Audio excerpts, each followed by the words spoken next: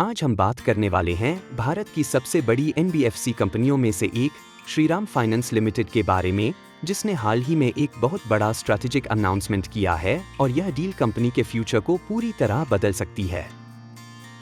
हाल ही में कंपनी ने अपना बिजनेस अपडेट कॉल किया है और इस कॉल में जो मैनेजमेंट ने बताया है वो इस कंपनी को एक नेक्स्ट लेवल ग्रोथ फेज में ले जाने की ओर इशारा करता है।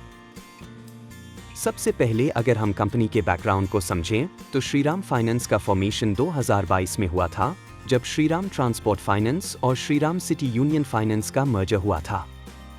इसका उद्देश्य था मल्टी प्रोडक्ट लेंडिंग प्लेटफॉर्म बनाना और ब्रांच नेटवर्क को मजबूत करना। आज कंपनी के पास 3200 से ज्यादा ब्रांचेस हैं और यह रूरल और सेमी अर्बन इंडिया में स्ट्रॉन्ग प्रेजेंस रखती है। अब सबसे बड़ा हाईलाइट आता है मफ्क डील।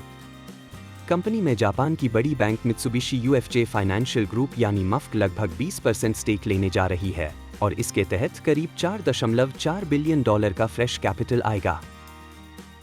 यह सिर्फ कैपिटल इन्फ्यूजन नहीं है, बल्कि यह कंपनी के लिए ग्लोबल क्रेडिबिलिटी और फंडिंग कॉस्ट एडवांटेज भी लेकर आएगा।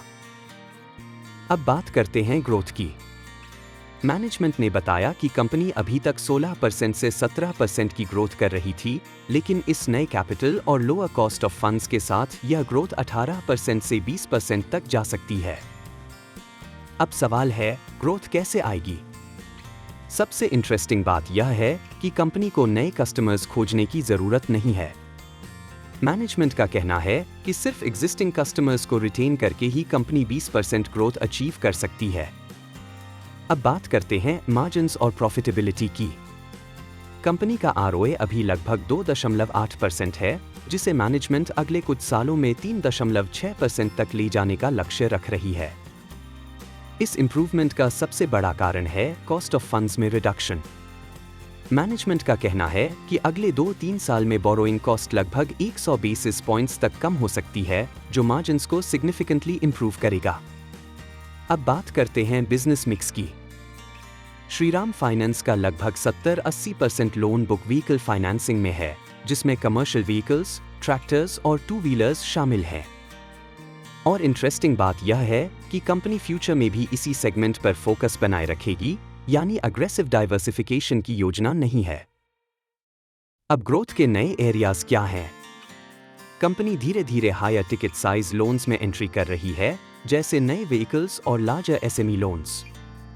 लेकिन मैनेजमेंट का साफ कहना है कि वे कंजर्वेटिव अप्रोच ही रखेंगे और रिस्की सेगमेंट्स जैसे लैप यानी लोन अगेंस्ट प्रॉपर्टी में नहीं जाएंगे। अब बात करते हैं बैलेंस शीट की।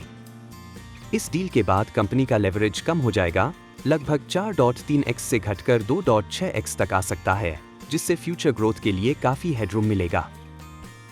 अब एक और बड़ा फायदा है रेटिंग अपग्रेड।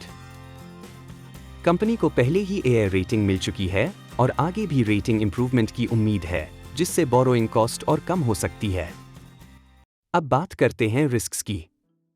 सबसे बड़ा रिस्क है एग्जीक्यूशन। इतना बड़ा कैपिटल एफिशिएंटली डिप्लॉय करना आसान नहीं होता। दूसरा रिस्क है रो डाइल्यूशन। शॉर्ट टर्म में रो गिर सकता है क्योंकि कैपिटल इंक्रीज होगा। तीसरा रिस्क है कंपटीशन। एनबीएफसी और बैंक्स दोनों अग्रेसिवली ग्रो कर रहे हैं। लेकिन पॉजिटिव बात यह है कि कंपनी का rural focus, strong customer understanding और कंजर्वेटिव लेंडिंग अप्रोच इसे स्टेबल बनाते हैं। अब ओवरऑल कंक्लूजन की बात करें। श्रीराम फाइनेंस एक ऐसी एनबीएफसी है जो ऑलरेडी स्ट्रॉन्ग ग्रोथ पर थी और अब ग्लोबल कैपिटल इन्फ्यूजन के साथ नेक्स्ट फेज में एंटर कर रही है। अगर मैनेजमेंट एग्जीक्यूशन सही करता है तो यह कंपनी लॉन्ग टर्म में वेल्थ क्रिएशन का बड़ा अपॉर्चुनिटी बन सकती है। यह वीडियो केवल शैक्षणिक उद्देश्यों के लिए है। किसी भी निवेश से पहले अपने एसबीआई रजिस्टर्ड निवेश सलाहकार से सलाह अवश्य लें।